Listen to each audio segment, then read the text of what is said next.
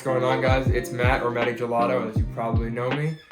If this is your first time watching my videos on my channel, here are a couple things that you should probably know. I'm 19, love to game, and I love to build PCs, which is kind of the main focus of this video. A couple months ago, my girlfriend and I were talking about her current gaming setup and how she's gaming on a laptop. It gave me an idea of, maybe surprising her. Now it's not really much of a surprise anymore, as we've both taken this project on together. But yeah, so we've decided that we're going to build her a PC, and that day happens to be today. So just stay tuned, and hope you enjoy the video. Alright guys, so we're here at Micro Center today. We have some parts back at the house, but we're going to pick up the rest of them here. If you guys have a Micro Center near you, it's a great place to go and buy PC parts. Pretty much, they've got all the new stuff that's being pretty much sold worldwide. So yeah, let's head on in. I'll see you guys later. Alright, so for the motherboard, we've got the ASRock B550M Mini ITX Wi-Fi. I think it's pretty awesome. It's going to be great when we're pairing it with the CPU that we're getting today, and along with the case that we've got. So this should be pretty awesome. And for the power supply, we're going to go with the PowerSpec 650 watt, fully modular, gold certified. We really just want a power supply. It's not going to break the bank too much, but at the same time, will give us pretty good power and give it pretty much reliably. And I mean, yeah, fully modular is just great, you know, no extra cables. And you know what? For the price, not too bad.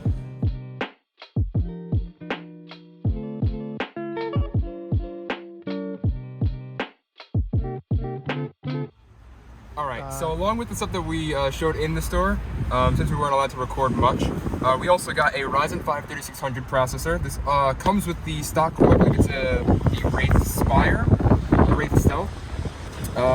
Not too sure about that, but Ryzen 5 3600 is going to work great with our motherboard that we've got. Supports Gen 4 PCIe, and along with that, you know, my girlfriend, she was looking around, loved the Model D minus from Glorious PC Gaming Race. Great brand. I would recommend this for all your peripherals, keyboard, mouse, anything. These guys know how to do it right. This is the matte white, 61 grams wired, so pretty solid deal here, about 50 bucks. Recommend this across the board. Now let's go and build this thing. Let's get it. Crazy transition. So a majority of these parts here were actually not bought today. I actually split it up in a way to where I can show you guys pretty easily. So out of all of the parts, these 4 here were not bought today, and these 3 were. So let me go through these parts right now. This is the H200i by NZXT. This case was actually my siblings' case that they no longer use anymore. They got a brand new one, and so we're going to be using it for my girlfriend's case now. This is a 500 gigabyte Samsung 860 EVO. This SSD is amazing. Had this in my computer for a long time, but once I got my M.2, I had no need for this. So we're going to be using that for her storage device today. Same thing with RAM. This used to be in my computer. This is Trident Z RGB. This is a 2x8 kit, 3000 megahertz. This is going to be perfect for what she's going to be using it for. And last but certainly not least, we've got the graphics card. This is an RTX 3060 Ti. The things that me and my girlfriend went through to get this card is pretty crazy. Let's just say 12 hours at Micro Center. Camped out since they closed, waited until they opened. Totally worth it. If you have a Micro Center nearby, I'd highly recommend it, like I said. Now, I've already explained all of these parts here, and now that I've just explained these parts, it's ready to get this build started. Let's get it.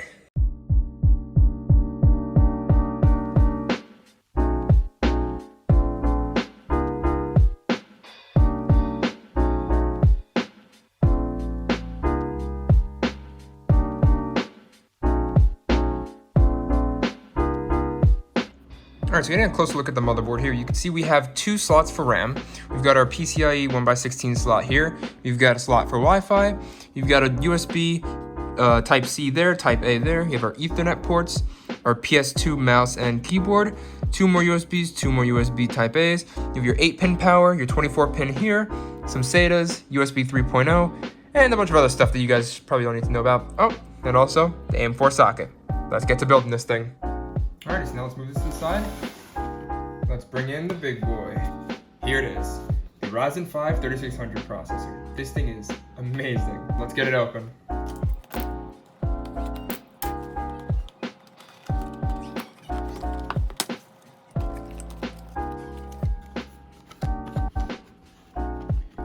right, here we are. Let's put this to the side for now. And put all this paperwork to the side. And here it is.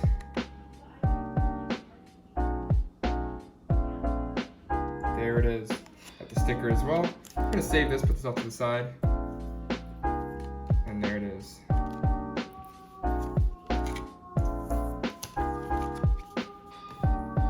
I'm gonna put this off to the side as well, while we take a look at what else is inside the box. Here it is. This cooler is what's going to be pretty much cooling our processor here. We did not buy a discrete cooler because of this. We have this available to us, and it's pretty good. It's a pretty solid cooler. So you're open.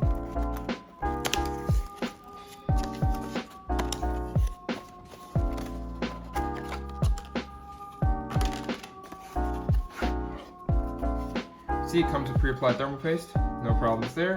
And it comes with our little cable. Now this one does not, this one's not RGB, unfortunately, but that should not be a problem. The girlfriend's not such a huge fan of that anyways, so. Now put this all to the side here. Now let's get to this.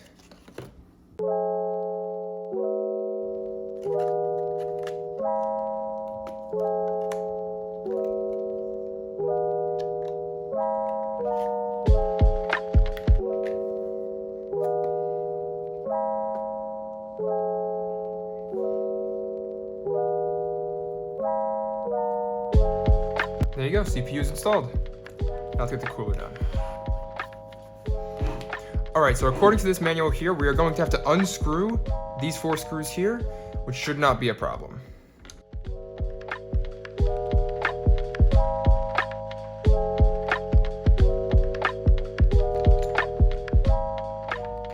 That's both. Now once these screws are all out, you will see that there are these 4 little ridges that come out. Those are threaded. So with that, we can take our CPU cooler here, and as you can see, it has the 4 screws here, and that is going to line up with the 4 screws there at the bottom. Now this thermal paste is already pre-applied, and there is no real thing to peel off, so this should just go straight on, no problems.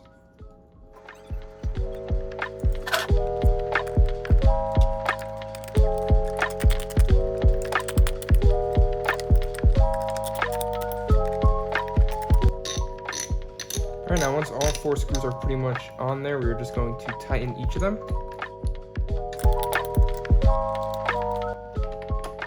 Making sure that it's tightened evenly pretty much all the way around.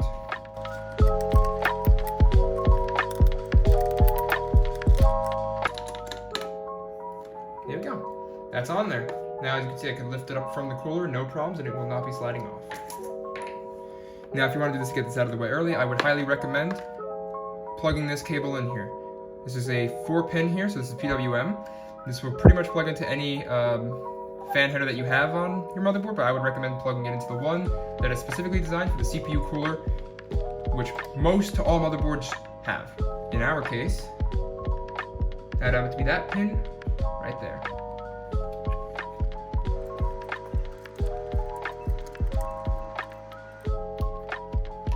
And there we go. The CPU fan is now finally plugged in. Now I'm going to get to my RAM here. Don't worry about this cable is just gonna float around. Alrighty, so these are the 2 sticks of RAM here that we're going to be using. These are 3000 megahertz, 2x8 kit, so 16 total. Tried the RGBs, as you can tell.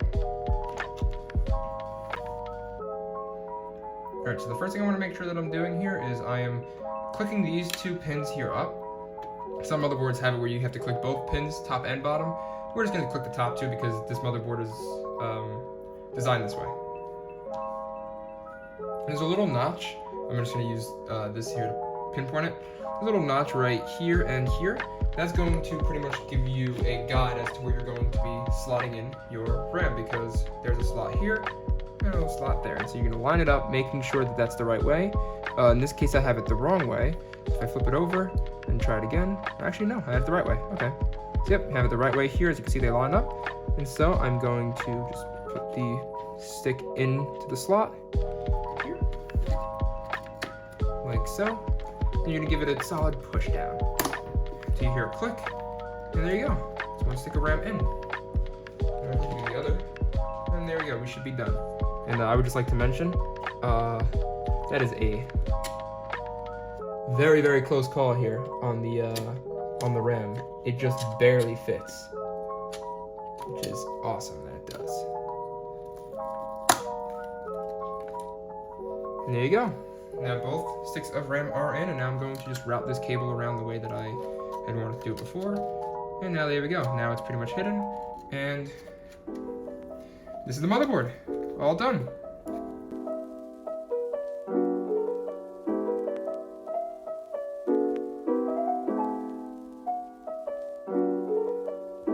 So now before we mount the motherboard here, we have to put the I/O shield, this guy right there. This pretty much just protects the I/O of the motherboard to make sure that no dust gets into the back. Your computer will function without one of these, but it's just so much nicer to have.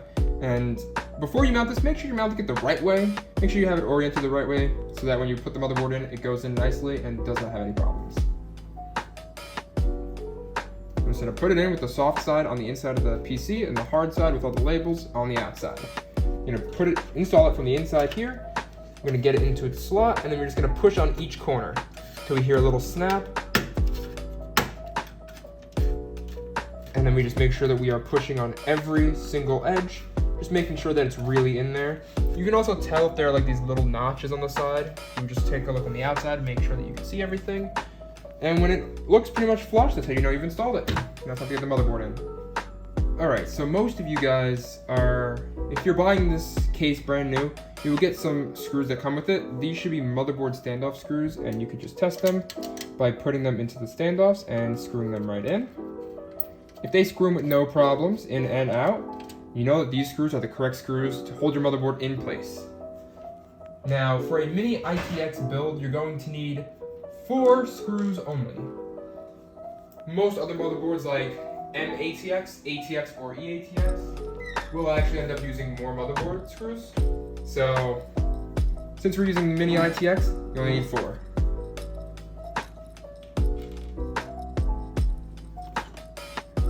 Now, when you have your motherboard in hand, you pretty much want to give it like a swooping motion from left to right if you're installing it with the I/O on the left. You pretty much want to put the I/O in first, and then follow that up with the rest of the build in. And once it's in, you just want to give it like a little push. A little push to make sure that all the screws are lining up.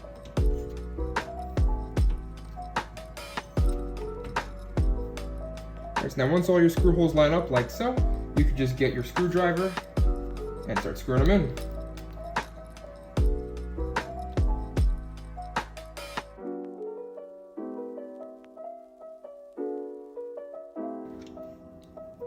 Alrighty, now that your motherboard's installed, we can start to get a better idea of how we're going to install the rest of this PC. Alright, now we're going to stand the computer up and turn it around to access the back. Most cases will have you take out 2 thumb screws here and here. Some cases have a back panel identical to the front panel where you'd have to unscrew 4 corner plates, and then, or 4 corner screws, and then you take off the plate. But ours is just the 2 thumb screws there. You can set it off to the side. Now I've got the back of the case here. The main reason why we're back here is to pretty much deal with the entire mess that's back here.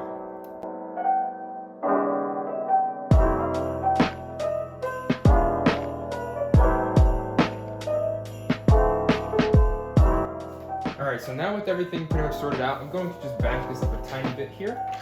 And I will focus on, boom, the power supply. This is a 650 watt fully modular gold certified power supply by PowerSpec. This power supply is pretty amazing here. Let's get the manual out of the way. Here it comes with our power cable. Just a bunch of cables that I'm going to go into depth a little bit more later. So you have more cables. This is your 24 pin here. Not a big fan of the sleeve mustard or ketchup mustard cables, but you know, for the price that it was at, I'll accept it. And now here is the star of the show. Here it is. This is the power supply. This gigantic box here is going to go right in there. Alright, so with the power supply here, I'm just going to look at this entire grid here and just take a look at exactly what I need from here. So when it comes to every single computer, every single PC requires your 24 pin, which is right here. Your computer is going to require some sort of power to the CPU. Alright, and so you're going to grab your CPU cables here. You tell it's a CPU because usually it's a 4x4, so it's a 2x4 right here. So it's actually, my bad, 2x2, so that's 4 in total. So two of those will make the 8-pin connector there that we need, and this would obviously be plugged into the power supply. And we got that. If you're using any type of drives that require some kind of SATA connection, SATA, which is just short for serial ATA. Not really short for that, but that's pretty much why it's called SATA. You need some of these connectors here. And this connector here kind of looks like a little L here. It's a very long line here, then like a little notch at the end. And then obviously this goes into a 6-pin power there. So usually one of these should be fine. And then of course, if you are using a graphics card, you're going to need PCIe power. And so most graphics cards at a lower end use either 1 or 2 6+2 pins. And so usually these are just connected like a little bracket there, a little notch. You just click them in like that. Oh, whoops. There we go. Clicks in and there you go. So we are going to be needing one of these. This does depend on your graphics card, so make sure you double check with that first. And yeah, pretty much once we get all the cables that we need, we can start to plug stuff in. Alrighty, so with the power supply in hand, I'm going to make sure that I plug in everything where it needs to go. Let's start with the 24 pin.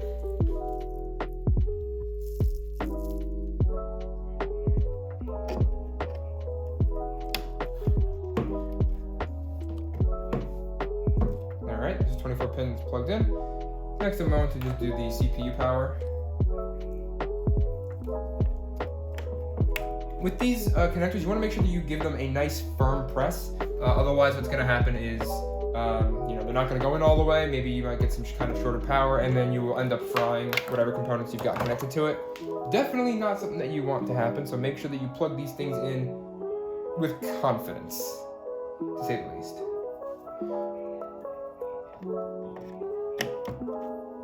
There we go. And this is our SATA. And now we're going to plug in our PCI Express, or PCIe for short. And there we go. Now all of our cables are connected to the power supply. And now we can pretty much get the power supply screwed in. It's really important that you want to have all these cables plugged in before you actually end up screwing your power supply in. That way you're not digging into your computer case and trying to plug everything in while you could just do it when it's outside. This also does help with cable management as well, so let's get to that now. Alrighty, so now what you're going to do is you're going to grab the 4 power supply screws, or 6, depending on how many actually came with your power supply. You're going to grab the screws. It's highly recommended that you use the screws that came with your power supply, but most of them are universal nowadays, so if you don't happen to have some that came with your power supply, or if you got a power supply from a friend, you happen to have some of these spare power supply screws, they pretty much look like this. They're pretty much universal all over the place. You're going to grab these screws and you're going to screw in your power supply. Now, I'm just going to turn the case like this, and you're pretty much going to put the power supply in fan down if you have a filter at the bottom of your case, which I do. If you don't, it's still recommended to just, as long as you're not suffocating your power supply, then you should be fine. Alright, and then what you're going to do is you're going to pretty much push this power supply there, and you're going to line up the 4 little indents with the screw holes, and then you're going to just take your 4 screws and screw them in.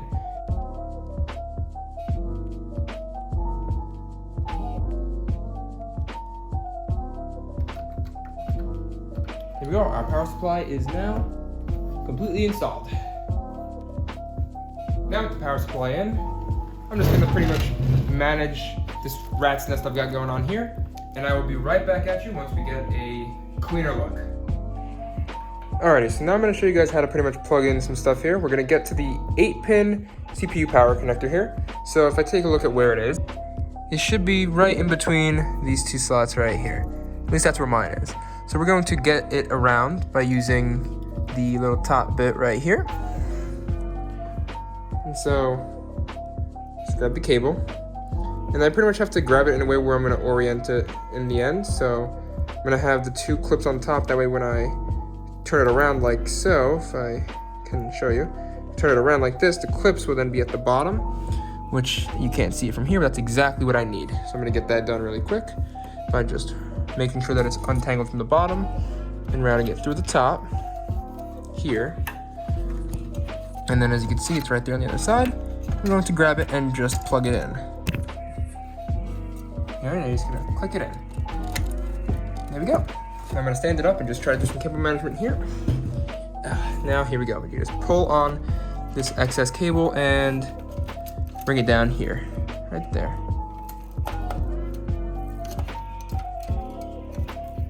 That should be it. Now there's also a spot for a fan here, so that's where I'm going to grab this fan and just plop it into the back right here. For people that are not aware, most fans will actually have a marking on the side to show you which way the airflow goes. This fan does not, but usually a good rule of thumb is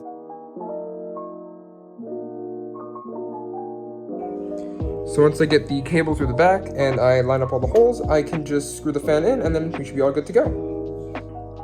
So there are some cases that I actually have this little controller here, in which case you can plug in multiple fans and you don't actually have to plug them in directly to the motherboard. I actually kind of like these controllers. I prefer to plug mine into motherboards, but if my motherboard does not have enough connectors, like this one doesn't, then I tend to use these a lot.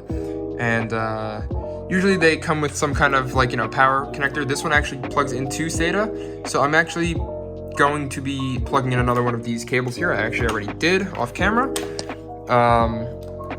As each of these SATA connectors have only two, and if I plan to add another drive in here, I will eventually need this, and so it's just best to kind of future-proof it. It actually has two of these SATA connectors here. You have one here, one there, and this third one here is a Molex. We don't use Molex here. Molex is really old, so yeah, I'm just gonna get back to doing a little bit more cable management, and then I will get back to you guys in 1 second. Alright, now that I got some stuff pretty much tidied up here, there's still a lot of cables that are currently unplugged. We're going to get to those in 1 second. But for right now, I have most of the stuff plugged in. I've got my 8-pin power to the CPU here. I've got some of my fan connectors that are already plugged into this little hub. I actually have a three fan connector here that's actually plugged into the first output thing here. With that being said, we're going to move on to the SSD here. Now the SSD here is the Samsung 500 gigabyte A60 EVO, like I had mentioned. We're going to slap that on right here. The way we're going to do that is we're going to unscrew this thumb screw, and we're going to use 4 of these little mounting screws here. They mount onto these silver points there.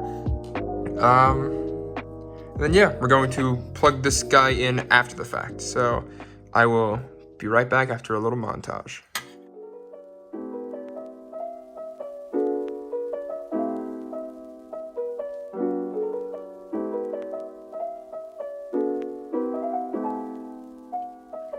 Alright, and so now we've got the SSD nice and secured in there.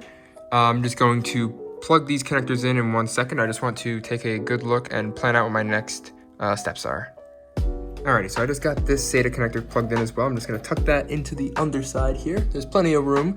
Now I'm going to actually plug in this 24 pin here. So this is the connector that's going to be giving the power to the motherboard. I'm just going to pretty much slot this up through this middle section here because the 24 pin is on the other side of this little panel right here. So I will get that done and I will come back when I'm done. Alright, so now as you can see, the 24 pin is connected right there. And it has been cable managed and stuffed down here into the little carriage. Now all that's left to do is to just do a little bit more management here, plug in our SSD, and then get the graphics card installed. And one more thing, I also have to connect all of the front panel stuff and additional USB stuff. Alrighty, so now that the SSD is completely plugged in, I've also plugged in what's called the SATA data cable and the SATA power cable. The power cable is what's coming from the motherboard. The data cable gets routed from the SSD to the motherboard here in one of the 4 SATA ports. You can't really see it too well, but there's the cable right there. It gets plugged in right there. Now I'm just gonna plug in the front panel stuff. Each motherboard is a little bit different, so you should really consult to your manual. And yeah, I'll be right back after I plugged everything in. All right, and after plugging in almost everything and cable managing it to the best that I could, all we have left is to plug in the graphics card. Alrighty, and now after everything is plugged in, it's time for the graphics card. So, I've already prepared my PCIe slots here.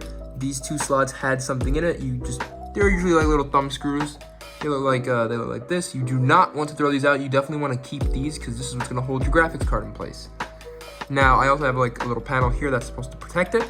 I removed that as well. So now we have clearance on the side. And I've already ran the PCIe connector here. This is the power connector that's actually going to plug into the graphics card. You also want to make sure that you route this before you plug it in, because if you can't get the cable to the graphics card before or after you plug it in, you're gonna have to undo the graphics card and then, route this.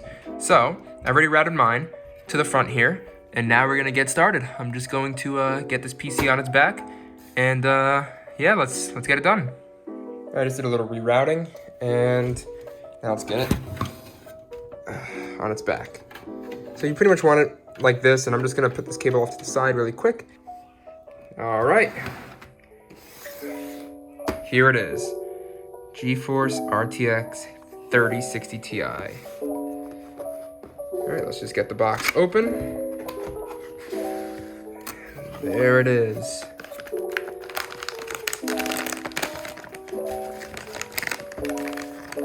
I'm gonna get this card out of the packaging and into my hands.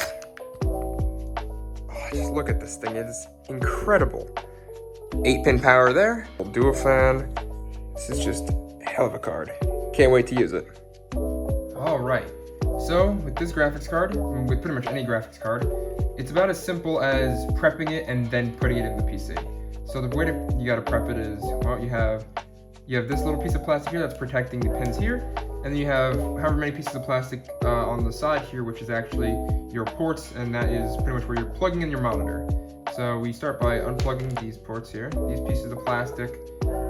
You really don't need to save these. I mean, unless you're gonna like RMA your card, you really don't need them. I'm just gonna toss them off to the side here and move them off screen.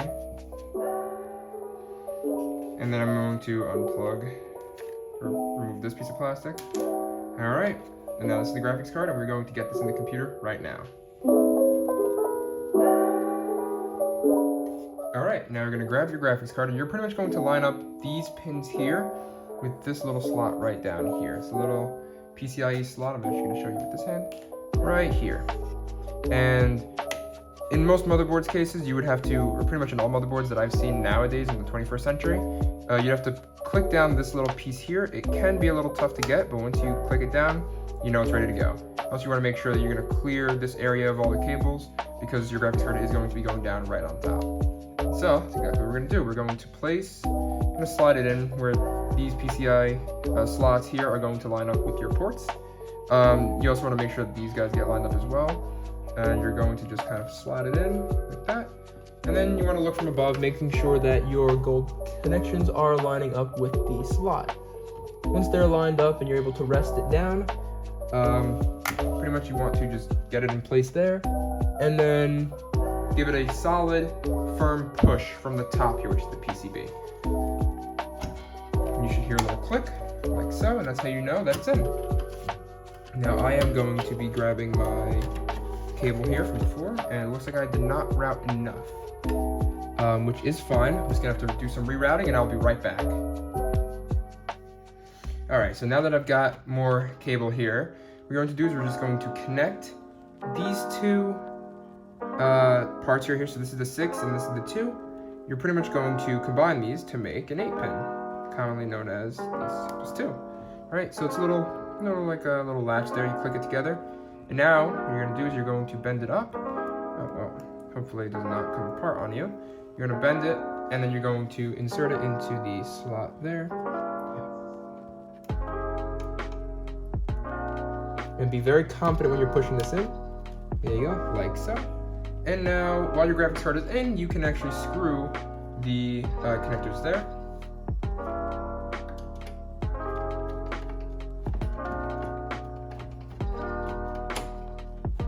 To anybody that watched XQC's PC build video, every graphics card can fit in pretty much every case when it comes to these PCIe holes, or these slot holes here. You know, just gotta move your graphics card a little bit, you know. It's meant to move. It's not, you know, it's not perfect.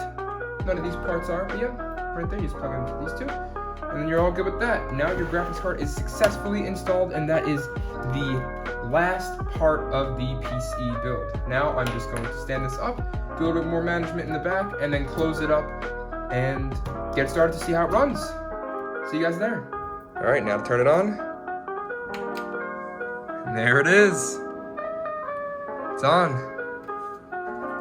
See what happens. Yeah, there we go.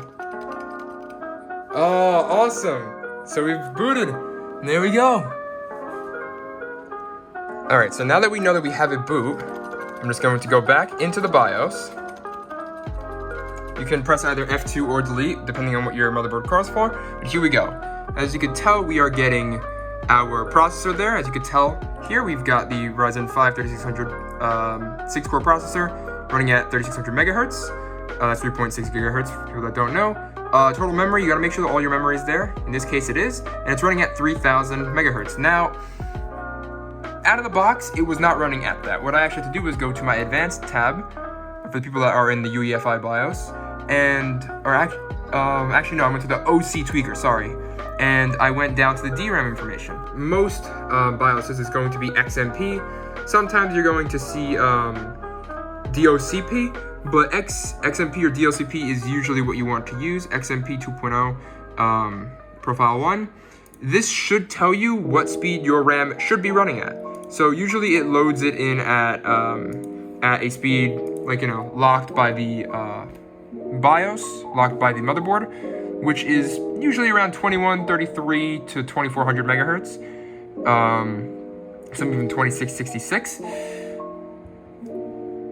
In order to change it to maximize the amount of speed that you're getting, you just have to load a profile here, and then you would save and exit. And that can be done by either going to the exit tab and then save changes and exit, or by pressing F10, depending on, you know, like whatever key it mentions here. For me, it says F10.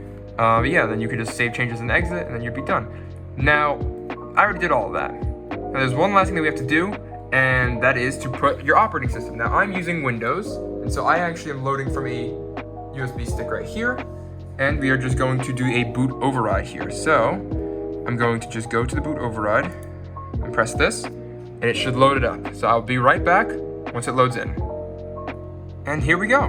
We've got Windows, the installer right here. I'm just gonna go through the process here. It's gonna bring you your language, your time, keyboard layout, and you just press install now. This process does not usually take too long. It starts up and then it'll bring you to a whole like agreement. Like you're gonna have to obviously agree. Right here, if you don't have a product key, you just press I don't have a product key, that's fine. You can always activate it later, which is not a problem. So then you would press that. I'm gonna go with Windows 10 Home. However, you can get Pro if you want, you can get Education, whatever you really want. I recommend Home or Pro, don't go for anything else. Then you would press Next. I know it's a little difficult to see, but that should be better. Yep, you're going to just accept every single term that you've got. And then here you're going to do a custom install on Windows only. Now right here, I have nothing here, so I'm actually going to delete this partition here, press OK. And now right there, you can just press Next, and it will create the Windows files and create all the partitions that you need in order for your drive to be usable. Now right here is where you just sit back, relax, and wait for this to be done. So now once your computer restarts, because once Windows is done downloading, it will be restarted, you're going to want to go back into the BIOS and just prioritize your the drive that you had put it on as a drive that you want to run Windows from, or run your operating system from. So you want to go over to your boot tab. go over to your boot options here and choose the SSD or whatever that you're using it from. And that should be it. Now when you go to save and exit, you're gonna do that. Now I'm just going to pull this out, then we should be good. What's going on, guys? So thanks for watching the video. I really appreciate you guys for sticking into the very end. I had a blast making it, and I'm sure my girlfriend's gonna have a blast using this computer. So once again, thank you guys for watching. If you liked this video, hit a like, comment, tell me what you think, and subscribe if you're new here. See you guys in the next video. Peace.